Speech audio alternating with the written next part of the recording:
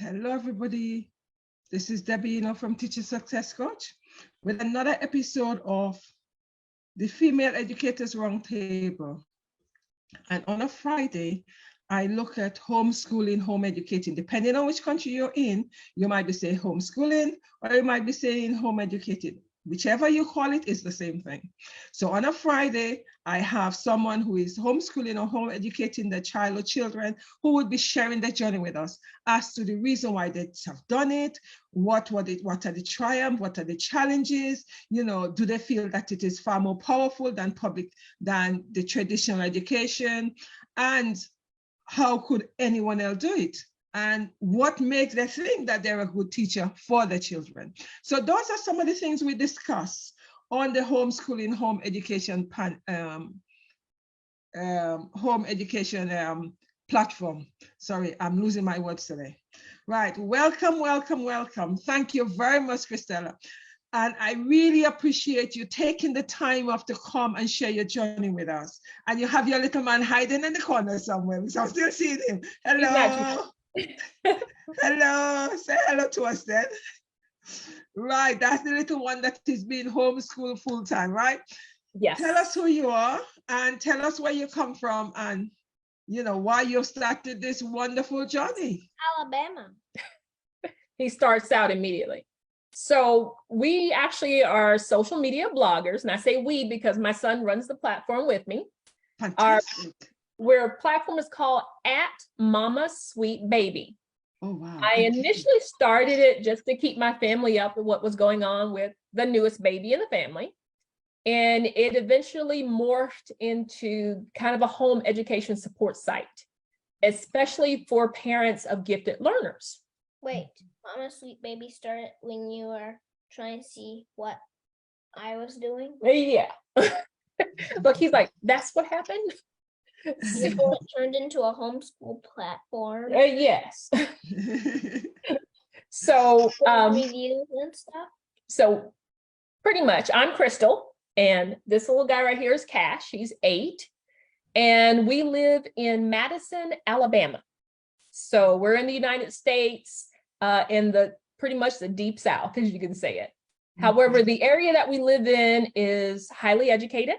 There's a large military presence here, as well as our local NASA facilities. So everyone that thinks of this area thinks of this is where the rockets are actually built. And this was the inception of the space program, was right here in Madison County. So a lot what of does NASA mean? So a lot of the parents that are in this area, they are transplants from different areas. They, and this has been the same thing for years. They are engineers, rocket scientists even. So again, it's a very highly educated area, and the school systems are really good, the public school systems. Okay. Thank you. The fact that the school system is so very good, why are you homeschooling? Everyone asks this question because we're actually my big kids. I have two older children. They're 19, and they're both airmen in the United States Air Force, active duty deployed. Well, not deployed. They're at their duty stations in Alaska and Washington. They were public schooled, and they went to the exact same school system that I personally grew up in. Excellent school, one of the top in this area in Alabama, period. Blue ribbon schools. Most of the children that come from these schools go directly to college. So we're like, and we're really high graduation rates. But the little one, there's a but. Yeah, there's a but. As much as, and no one will ever catch me putting down our school system. Again, I grew up in it. It gave me a fabulous education. I'm college educated. I went to a very good university here in the United States. I've since done my master's degrees. I've worked in my field and my career, which is fine art, for many, many, many years, long before the kids came along. So I have no complaints about my public education. With that said, I had no problem sending my big kids to that same public school, and they were fine. They did fine. The little one was a little bit different. And he was there for about 6 months in pre-K. You do like you normally do. You send your kids to school at the beginning. They get into a pre-K program or kindergarten, and you get their book bags, you get their stuff, you put them on the, you drop them at school. They take first day of school pictures. It was theoretically fine. Even the school district itself, the superintendent was a teacher of mine when I was in high school. Oh my goodness. I had no qualms about the school. I even knew some of the teachers that were there went to school and graduated with me in high school. I still will say we have one of the best school systems, I would say, in the country. It was excellent. The people are good. The school was good. My kid was different. So first day of pre-K, I dropped off a 4-year-old that had been reading since he was 2, had been doing higher level mathematics for his age, who was speaking 2 languages, Wow. who had a photographic memory about tons of things. And the first week of school, they said, we're going to start with the letter A. That would have been fine, except of course, I have a little brown boy. That can be seen as the boredom, especially at that age, can be seen as any number of problems. It can be seen as a troublemaker. Maybe there's something else going on. Maybe it's ADHD, maybe it's this, maybe it's that. We had him tested and we knew it was giftedness. So I knew what I was going up against, and the teachers had not seen anything like it. And they admit it outright. There's nothing we can do for him until gifted services are available till about 3rd grade. Wow.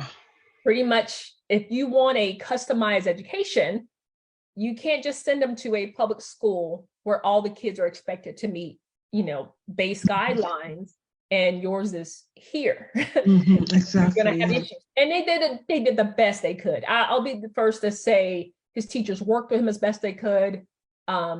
There was a teacher's aide that was bilingual. She would speak to him in Spanish to keep his Spanish going.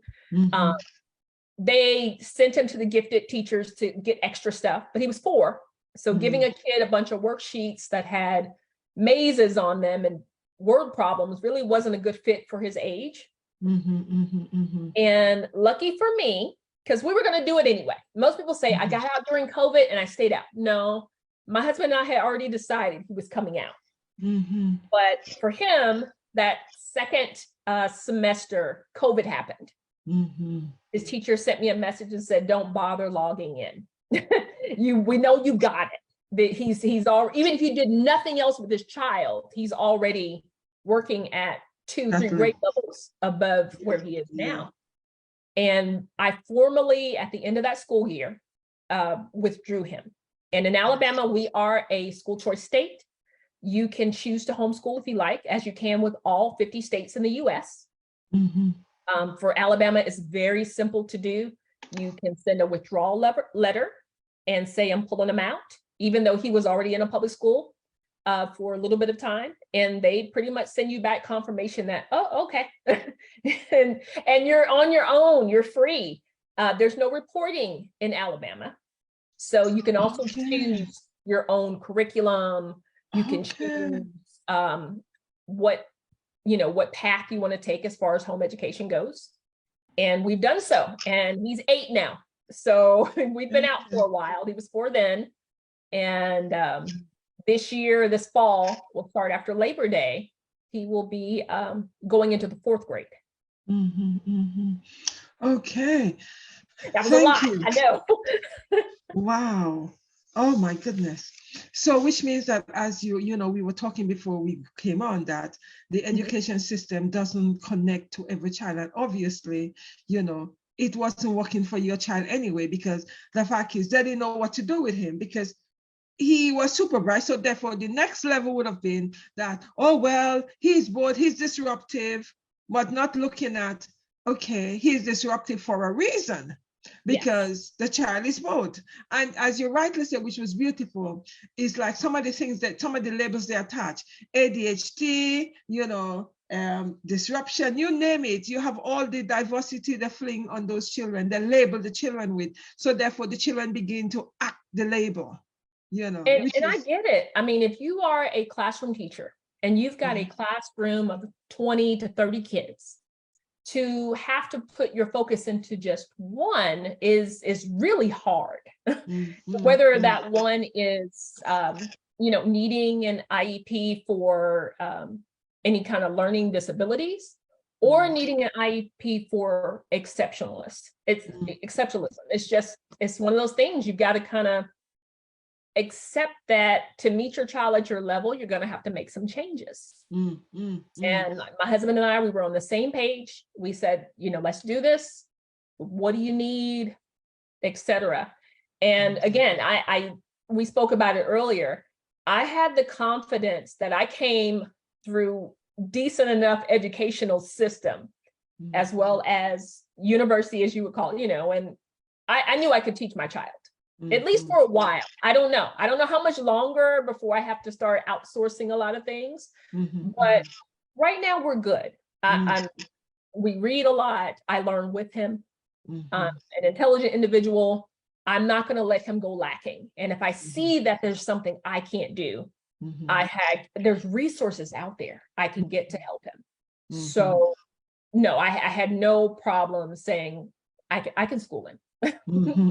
That's fantastic though, because a lot of parents would love to educate their children, but they have been so programmed and conditioned that they're not the best fit for their children or child. And I think that is wrong, because they've been programmed and conditioned in that way, not because they are, but because they've been programmed and conditioned, and they begin to believe that. And therefore they're saying that, oh, they can't. It's interesting because I'm a member of various education group, and one of them, someone was saying, oh, they would love to homeschool the child, but they don't think they can. And someone who is homeschooling the child, they say, of course you can. Why do you think you can't? It's a matter of making a few sacrifices if you feel that it is important enough for you to do. Definitely. And the reason why some people don't do it, they don't feel it is important enough for them to take their children's education in their own hands. And it's hard for some people. I have a lot of support. Like I said, my husband was 100% behind me. He knew what the sacrifices would be. And he was like, if you need to stay home and educate him, our kids are the most important things. You do that. Homeschoolers will joke. They'll be like, the mom is normally the teacher. The dad is the principal because he pays all the bills and, and things along those lines. But I do know people that have problems with the spouse doesn't agree with the home education. So there's a lot of conflict. Or maybe there's other family or friend opinions that come in and discourage them from educating their own kids. But I will tell anyone who thinks they can't do it.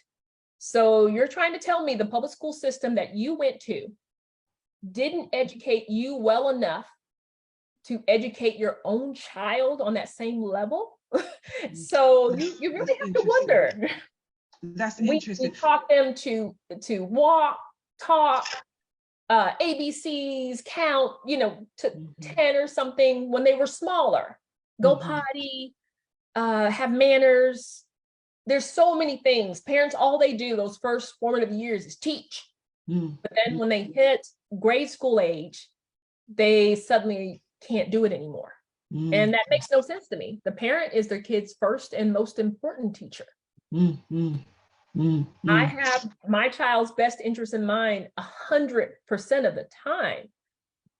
Even if it's something I can't do or I don't know, I'm going to figure it out. I'm going to do professional development, just like school teachers do, schoolroom teachers, public school teachers, private school teachers. I sit in seminars about science and mathematics.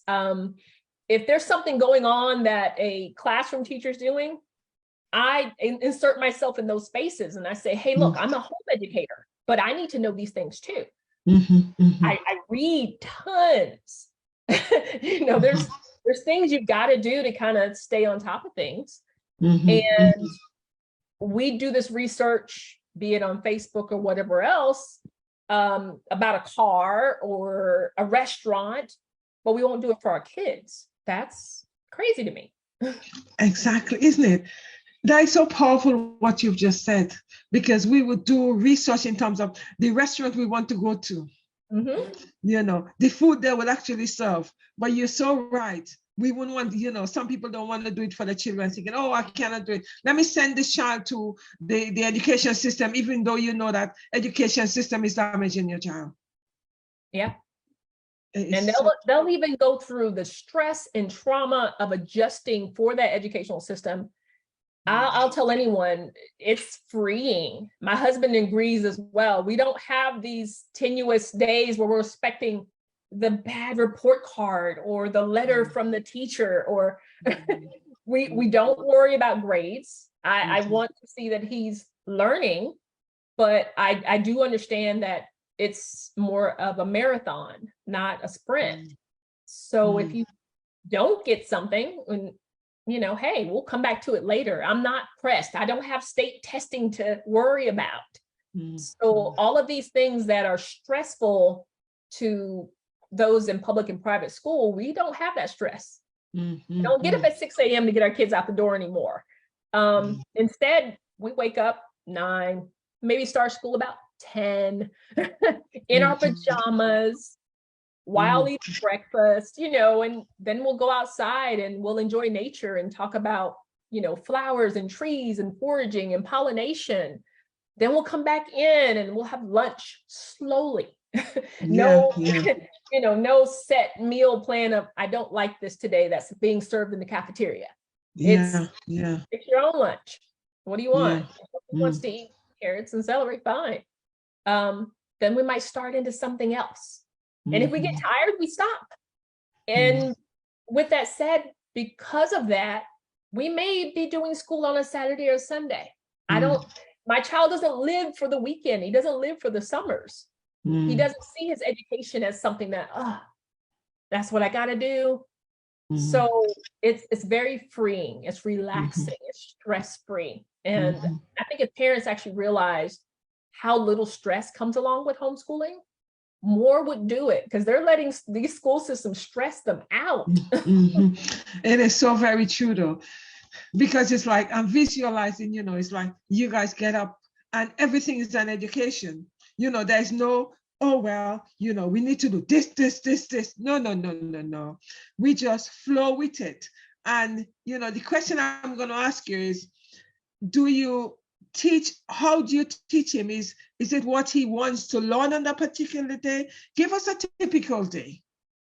So we try to follow at least a slight bit of a schedule, and it's very loose. And I say that because the biggest mistake most homeschoolers will do is they want to mimic school, public school, private school at home. They set up desks, they put up things for the kids to sit around. They sit there and they give them worksheets and things. If you know your learner, if that's what they like, do it.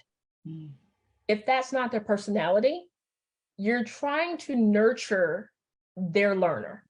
I don't want to ever have my child reject education, reject learning. We spoke about earlier, I'm a lifelong learner. I love to read. I love to learn new things. I want him to feel the same way. I don't ever want the educational dread. Oh no, I got to go to school. So our morning, we get up when we naturally feel like getting up. Like I said, on average, we're probably ready to go about 10 o'clock, 10 a.m. here. We usually do something that's called a morning basket. And I do select the little pieces of my own teaching style from other philosophies. You've got, you know, Charlotte Mason, Waldorf, you've got Montessori, you've got all these different mindsets of ways to educate your child. I don't stick to any one, and therefore we're officially eclectic unschoolers. So I kind of pushed off the traditional schooling, but I still do little things from everywhere. The mornings is a warm-up. We do a morning basket. For us, our morning basket is more of a morning tray. I'll give him some brain teasers, maybe a Rubik's Cube, puzzles, things to just kind of get him working. Sometimes I want him, you know, more in a creative mindset. He loves to draw. So his morning tray may have markers on it and a prompt to make your own comic about how you're feeling today. You know, I really want to make sure I'm meeting his needs directly. After that, his first thing and most favorite subject is math. He has no Fantastic. time limit on math. He goes online, and we do a lot of online learning for mathematics. Primary reason why is he can go as far ahead or slow down and go back as much as he Mhm. wants. There's a company out of Australia. It's called CTC Math. They make a really good online program, and it lets you go on and pretty much do any level of mathematics that you would like. So 1 minute he's doing, I don't know, maybe multiplication. I might look back over and he's doing unit conversions, Mhm. but it's up to him.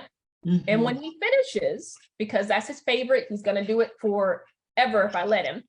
And he does compete in competitions for mathematics. Okay. We then will probably take a break. Then we'll go into some reading. Even our reading list is pretty free. We choose to read books that we like, Mhm. not books that we wouldn't like, you know, things that he enjoys. He loves graphic novels. I've done the research. A graphic novel has as much educational value as some of the classics that we've been said need to be read. Mhm. Now, it Mhm. doesn't mean he doesn't get classics. It just means that for his choices in reading, I pretty much don't press him too much. And every so often I'll pull out something different and say, hey, let's read Charlotte's Web. Let's read some E.B. White. Let's read some poetry. Mhm. Let's read, you know, we'll do something a little different. And he enjoys mixing it up. He gets to see a little bit of my personality. I do like the classics, but I respect his personality, and he likes things that are fun and funny. Mhm. Mhm. And Mhm. you and Yeah. I talked about, he's been reading the Harry Potter series and really enjoys it. And it's fun to me because I enjoy it too. And I read them before you were born. You know, I was Okay. an adult, but I enjoyed them. So we can kind of Mm. share that together. Yeah. Yeah. Yeah. Sometimes it's audiobooks, sometimes it's physical books, sometimes it's we're in the car and he's following along with the book on tape. All of these things. Mhm. Usually after we get through reading ELA grammar, and sometimes I'll use a workbook here and there for worksheets. Mhm. We'll usually go outside and we'll do some nature schooling. I know his personality. He's big into sustainability and conservation. Right. So nature studies are important to him. So we go out and just look at flowers and plants and trees, identify trees, we forage, we'll hike. Because you and I both know sitting behind a desk for 8 hours a day is not healthy. Nope. Nope. Nope. Nope. For some children, it's okay. It's not ideal, it's okay. But for some children, it's a no-no. Because Yes. how I teach after every 20 minutes or 30 minutes. I said, we have a brain break. Yes. So I'll give them a little thing to color. So we do some coloring. One student said to me, Miss, I prefer to draw. I say, okay, draw. We do that for 3 minutes, and then we come back into the lesson. Another thing I tend to do as well, some schools have lovely outdoor, like, you could actually go outside. This school I've been teaching the student outside because we've had some fantastic weather. I'm not interested in the rules of the school. Outside is nice, let's go out and do some learning outside. So those are some of the things. And I think it's important, as you rightly say, sitting for 8 hours is not ideal. No. We wouldn't like it. And we can't expect small children to like it. Exactly. And I'll tell anyone, some of my best learning situations have been in college, at university, where you're laying out in the grass with your book, reading, enjoying your surroundings, or just relaxing on a couch or something in your dorm. It wasn't bottled up behind a desk with your pencil and your paper, being talked to. There's a lot of collaboration. We discuss things together. He asks questions, I ask questions. I want to see where his mind is at, and he wants to see what I think. And I'm trying to really teach him to be a thinker, not a regurgitator of information. And that's fun. I like that. So you're trying to get him to be a critical thinker. Yes, instead of being, a child that is programmed. That's what I try to do in school, because I feel it's important that a child is able to think critically, then a child is able to be programmed with information that I tell them. Yes. What is interesting is when I teach and I say to the student, when I discuss something, the student busy writing it, and they say, Miss, what did you say? I say, I cannot remember what I say exactly, but I'll just summarize it again. And there's sometimes when I summarize, one child goes, Miss, this is not what you said the first time, I say, I told you, I'm summarizing, understanding. So therefore you also meant to summarize understanding of what I'm talking about, not take down everything I've said. That's a no-no. I mean, we're teaching children now to test. Mm-hmm. And if you look at the traditional education system, that was done to create a good industrial worker. Mm-hmm. It wasn't done to create thinkers. And if we look at the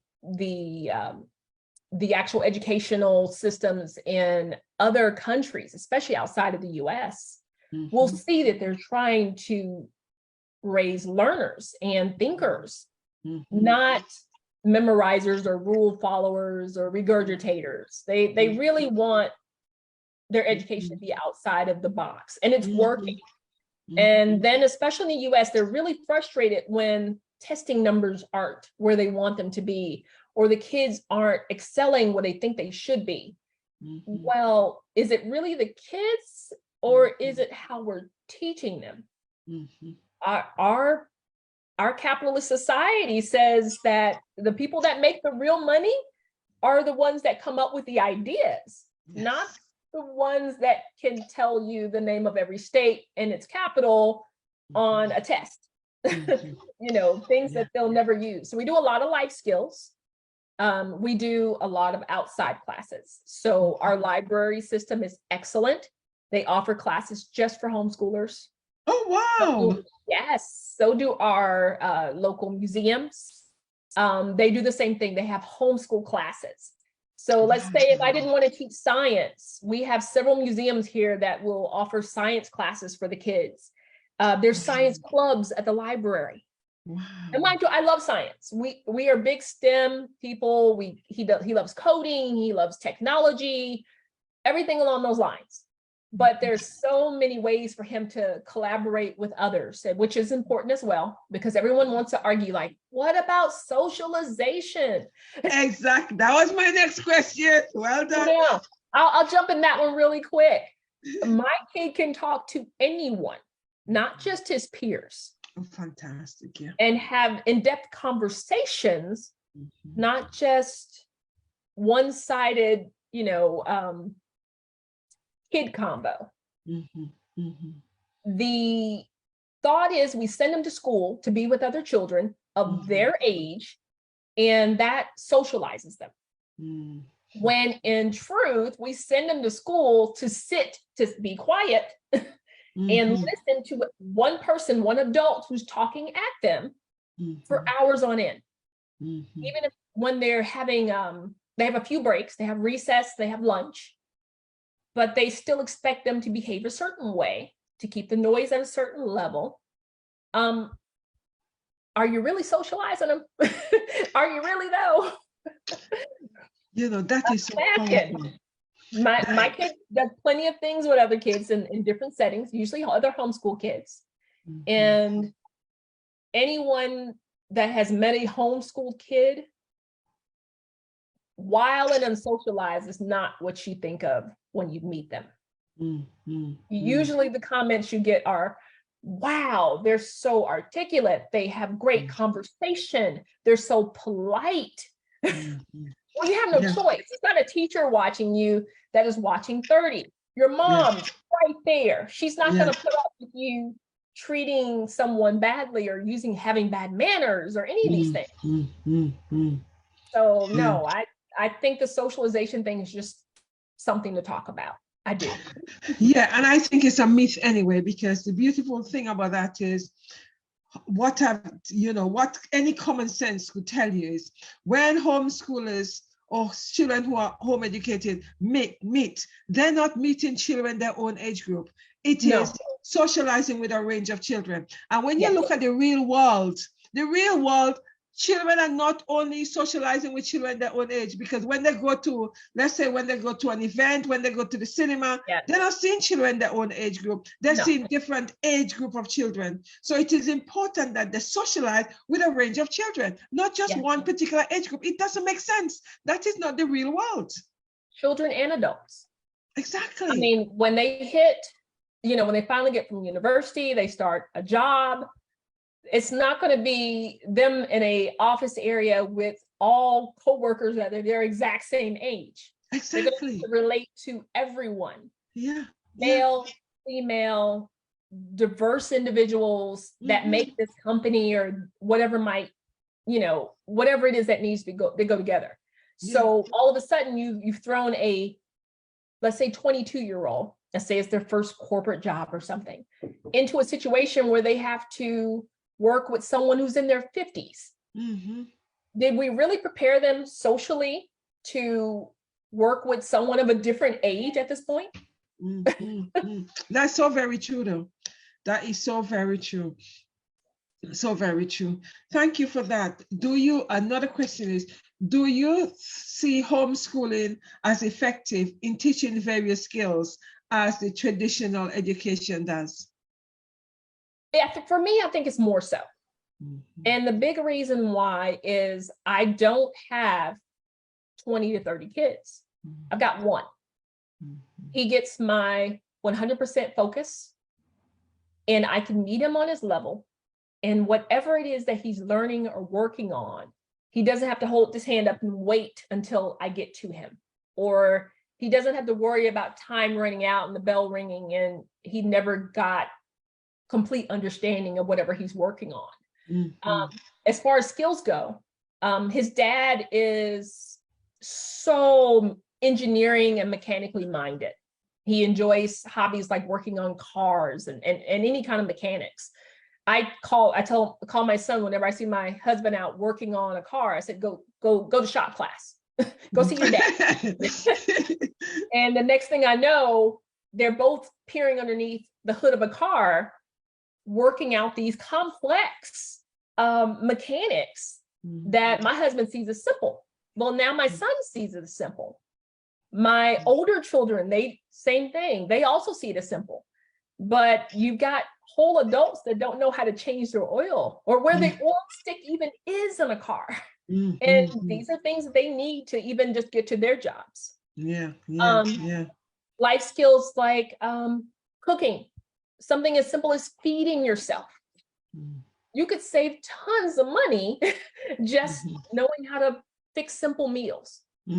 I usually bring it with me and say, hey, I'm cooking something, go grab whatever. And that's a little bit of everything. That's following directions, that's measurements, so that's mathematics. You get into chemistry, depending on what you're making, as to why something will or won't taste well because you put this in it.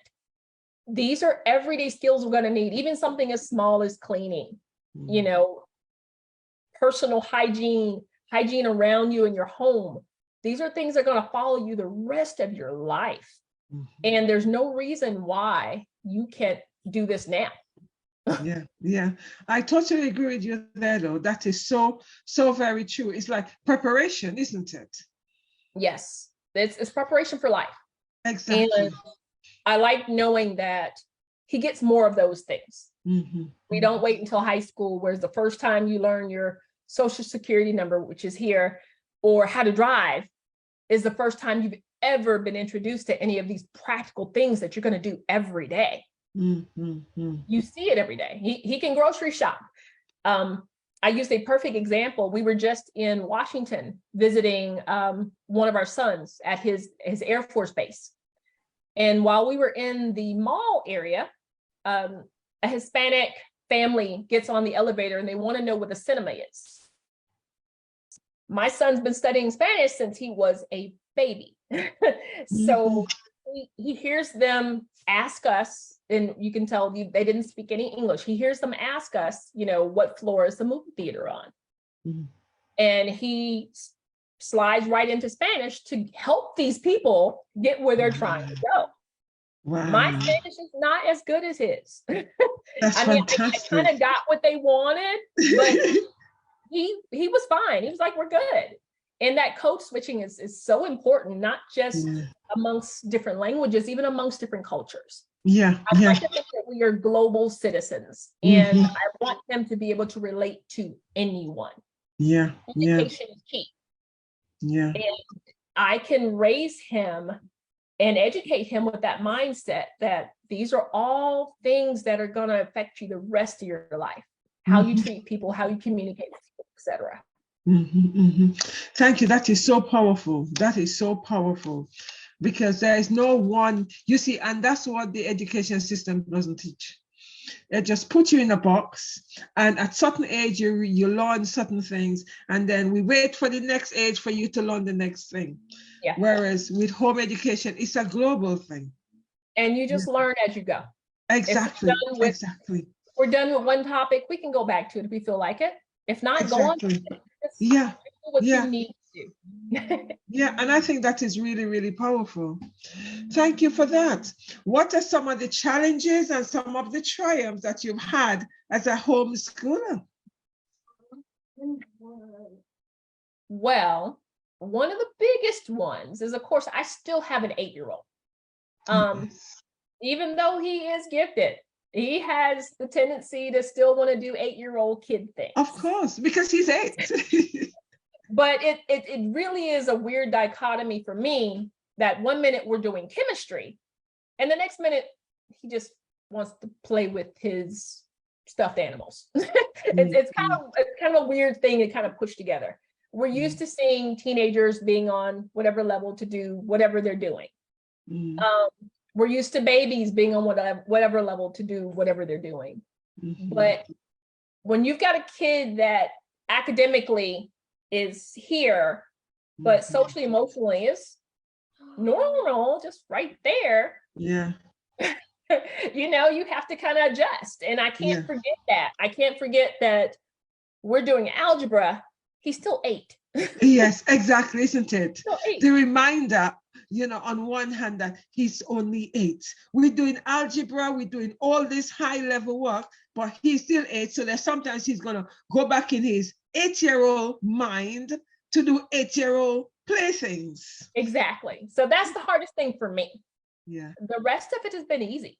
It really has. I've had an easy time getting resources. There's a lot of really cool stuff out there. I have a really good supportive homeschooling community here in my area. There are a lot of homeschoolers. And it's surprising because, like I said, we have a really good school system, but we have a great homeschool community. I have family support. My mother she's probably the only naysayer in the whole group, but I think she just thinks she's keeping you regulated. I'm still doing school. It's late. It's Saturday. It's Sunday. But she raised me to be a different kind of child. I'm like, this one's mine. Exactly. He's fine. Trust me. He's good.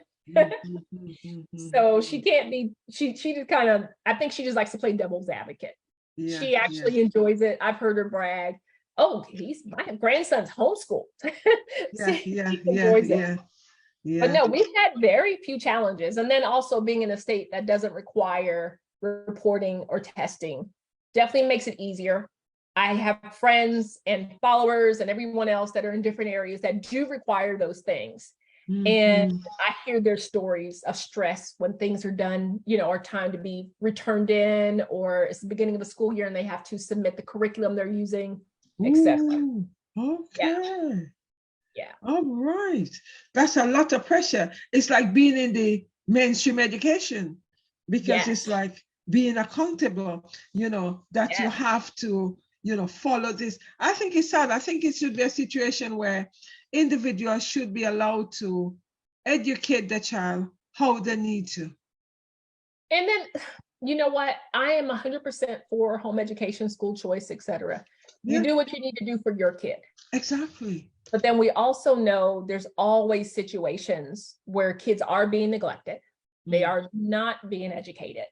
Mhm. And it makes it more difficult sometimes to even back up what you're doing when those reports come out. Yeah, that's true. And you know that, but that's life. That's even with parenting, that's what Yeah. school systems, there's always going to be something or someone that kind of messes up the status quo. Yeah, So that's true. That's true. That is very, very true. Thank you for that. And finally, what tip would you give, at least between 3 and 5 tips? say that for me one more time. Give You broke up any at that exact parent second. like, okay. Yes, I know. I realized that because it said my internet is unstable. Right. Can you give me between 3 and 5 tips for any homeschooler or home educator who would love to do that, but feel apprehensive that they're not good enough, that they don't know what to do? And, it's like all the isms, you could think of, bad with all the negatives, and then, the group people in the space saying, you could do that. You have not even got a teaching qualification. The negatives. What tips would you give these people? The first most important one is self-confidence. If you don't think you can do it, your kid will pick up on that. If you don't have control of your class, of your homeschool, they'll take full advantage of that and they will run you over. Another one is you do need support. Find your community. That's one of the reasons that we blog on Instagram and Facebook and all the other things at Mama Sweet Baby, is I want to be a support system. I want to make sure that if you don't know, you got someone to ask who's doing the work. Third, get your professional development. Really make sure if you feel as if you're lacking somewhere, study, read. You're a lifetime learner too.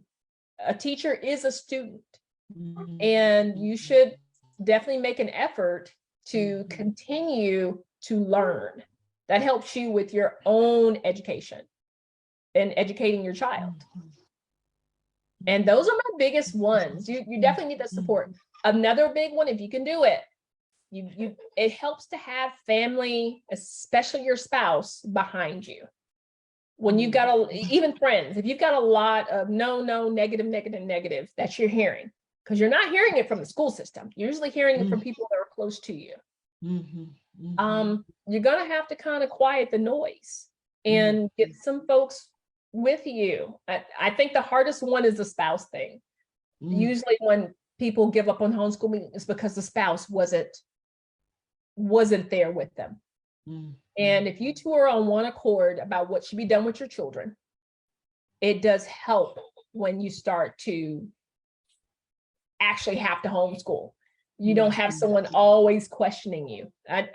My husband's confidence in my abilities gives me free reign to do what I need to do. And he does the typical parent thing. It's almost as if my kid's been at school all day. He comes home, he's like, "What'd you learn today?" And he's doing it just to be funny, but he knows that everything's fine. He's not worried about it. He hears it in conversations he has with his son. He sees it in any of the actual work that we do, because we do very little paperwork. And he brags about it. You hear him talk to other friends like, "Oh, we got this. We homeschool. I don't know how you can send your kids to school." He is a complete convert on I won't call him a convert. Like I said, we were always together on this. Yeah. So it does help to have that support system. If you're a single parent, and this is a real true thing, you can still homeschool and not be at home. I know plenty of parents that do a wonderful job homeschooling their kids, and they do it when they get home from work, or if the kids are of an age to, follow through with assignments, they assign them work and things to work on or things to do. And when they get back, they kind of look over it and talk about it, discuss it. and they use their weekends. So don't think because you don't have those daylight hours that it negates your ability to homeschool. It just means you got to work a little harder, but you can do it too. I like that part because especially somebody who is single parent, they feel that, oh, how could I do it? And I need to work in order to keep a roof over my child's head. Yes. And I'm glad that the fact that you explain in terms of, yes, you could be full-time employment, but, you leave tasks for the child to do. And when you come home, you go over it. Yeah, that's fantastic. That is so fantastic because this is a question that's been asked a number of times. Well, I'm a single parent. How could I do that? There's no way I could do it because I need to work. I need to keep a roof over our head, etc. Exactly. That's exactly how it could be done. Yeah. And most homeschoolers will tell you, we do not spend the time that other people spend schooling. You've got one. Yeah. You don't need the 8-hour school day. You can do lots in, especially younger kids. Yeah. We're talking total an hour to 4 at the max. You're looking at around 4 to 6 hours if you've got a high school student doing very in-depth work. So you don't have to bounce back and forth. They're not changing classes. You're not taking the breaks that they're taking to do different things. They're not worried about the other 20-something kids. Excuse my dog in the background. Oh, that's okay. Those aren't your concerns. So you actually get to work a lot faster. You do not spend that much time homeschooling and doing the exact same things. We're also year-round homeschoolers. That's a little bit different. Some people still break for summer. I find it more advantageous for us not to break for summer, but to just keep going. And when we want to take breaks, we do. So we don't hear, at least here in the US, 180 days, we don't bother with that one. We just keep going. There's never any slide. Everybody says the summer slide. We don't slide. We're still learning. Right. So when you need to take the break, you say, okay, it doesn't have to be a set time when you feel the need for it. Yes. Right. Switch up for seasons. So if it's spring, maybe our school feels more springy. Maybe we're doing more outside things. Yeah. If it's winter seasons, maybe we're focusing in on holidays. That's a lot of fun. It's a cool topic to dive in is what's going on in other parts of the world during these same exact holidays. In summer, we're taking swim lessons. We're doing summer things. There's no reason you can't cater to your child and to what's going on in your lives and still make it educational. My kid can tell you, we've used the grocery store as our schoolroom many times. Yeah. I could see why there's so many things. You could do English, maths, history in the grocery store because there's so many things you could do. You see, that's the thing. That's how a lot of parents don't realize that maths doesn't have to be boring. Maths could be one exciting topic. Yes. And it's so very practical. One thing we used to do, especially when it was small, the grocery store meant Spanish. Okay. Before we went into the grocery store, we said, mijo, habla todos en español. See? Sí. So from the time we walked through the doors to the time we walked out, we only used Spanish. Oh, wow. And that was a lot of fun. I mean, fun for me and for him, more so for me because it kept me in practice. Yeah.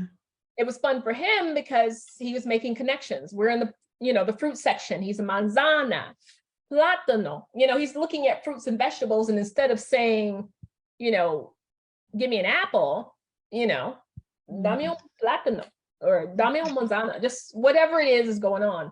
A lot of times I would tell him to hand me something, and he'll hand me something. I'll hold it up in español, and he'd tell me the Spanish word for that item. That's vocabulary. So we did a lot of that when he was smaller. We need to do more now. I've kind of now that his Spanish has gotten to a long past a long elementary age, I've started to outsource a lot of these things. His math and Spanish are those two things. I just put on my blog today some of the top Spanish online apps that you can use for a younger learner, just to kind of add language learning at a younger age. Because in the US, we don't really do languages until high school. Okay. But science has proven that the best 10 and under are the best ages to be introduced to a new language. Exactly, because they learn it so quickly and so naturally. You know, Yes. whereas when they go into secondary school, it's much harder for them to learn it. Of And they teach course. it differently. They're Yeah, they're more exactly. focused on verbs and conjugations and Yeah. different things. Yeah. It's not as conversational. Yeah. But I would much prefer my child not know how to conjugate a bunch of verbs in Spanish, but instead be able to have a real conversation with the family Yes. in a Yeah. mall, in an elevator, to tell them where the movie theater is. Exactly. Yeah. That's Because a kid I that's can far more travel with. useful. Exactly. That's Because a kid I can travel useful. with. Yeah, exactly. Exactly. You know, it's like looking at the usefulness of what children are taught, you know, which is really interesting. Thank you so very much. One more question I want to ask you, which actually just come to mind. So Yes. how long do you intend to homeschool him for? Ooh. We're gonna play it by ear. Yeah. I've told him that because this is his education, he owns his own education. When he's ready to go back, and by going back, I mean the last time he remembers a typical classroom is pre-K. Right. I'll allow it. That's fine. I would love for him to go back by high school. And that's just for his own edification of being able to be competitive with other kids his age. And also, I hate to say it, mommy and daddy, we're not well off. We would love it if you could, be able to pick up some of these scholarships and things that are out there for public and private school kids. Even though things are changing on the university scene, just like I do, they are looking for homeschoolers to admit now. Yes. They are getting the scholarships now. So things may be entirely different in 10 years. Yeah.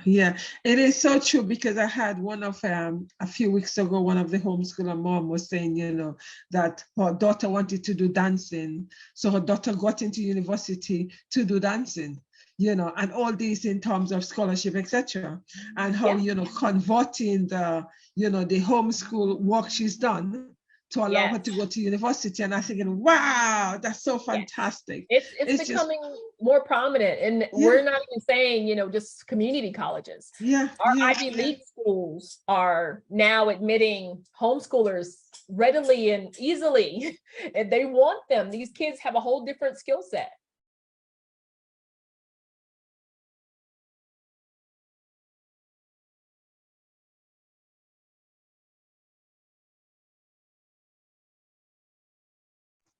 I lost you there for a moment. I missed what you said. Oh, okay. No, I was just saying in terms of, the parent who came on, saying that converting the homeschool credits or whatever she said, so that the child could go, because I think she has 3 children who were going into university. And she said, who said that homeschoolers cannot go to university straight? You just have to convert it. And I just think it's so wonderful. It's all of these classes they're still taking are credits. Yeah, exactly. And most of these kids have the credit hours long before they hit 17, 18, their senior years. And they do a lot of dual enrollment. They're entering college earlier. Yeah. And I think that is so powerful. That is so powerful. So to answer your question, we're going to play it by ear. We'll see what happens.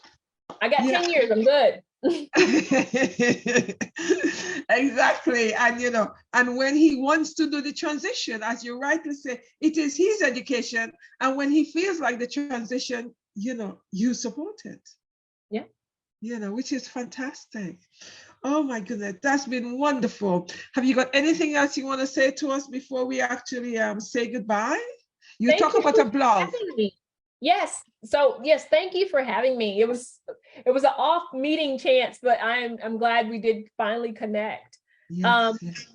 For parents out there, especially those that have gifted learners, feel free, follow me on social media. I don't do it for anything. I'm not selling anything. There's no curriculum. I don't want to write any. I do it just for the community and for, just to the support. Yeah. And on Instagram, Facebook, you can find me at Mama Sweet Baby. That's MAMASWEET BABY. So just one S between Mama and Sweet. So Mama Sweet Baby. You can find me on all of those two social media platforms. You can find us on YouTube under the same at Mama Sweet Baby. TikTok, Mama Sweet Baby, and the number 1. Pinterest, Mama Sweet Baby. You can pretty much, if you stick in Mama Sweet Baby, you'll find us. And the blog itself is mamasweetbaby.com. Okay. I must go, anyway, I'm going to post it on my platform so that people become aware of, what you do, etc. Thank you so very much. It was fantastic having you. And I am so grateful. You. Sorry? Say bye. Come on, say bye, baby. He's still in here. He never left. Bye. Bye, sweetie. Have a great afternoon. You too. Thank you. Thanks, Christella. And it was wonderful having you. And after the show, we're going to send you the copy of the show.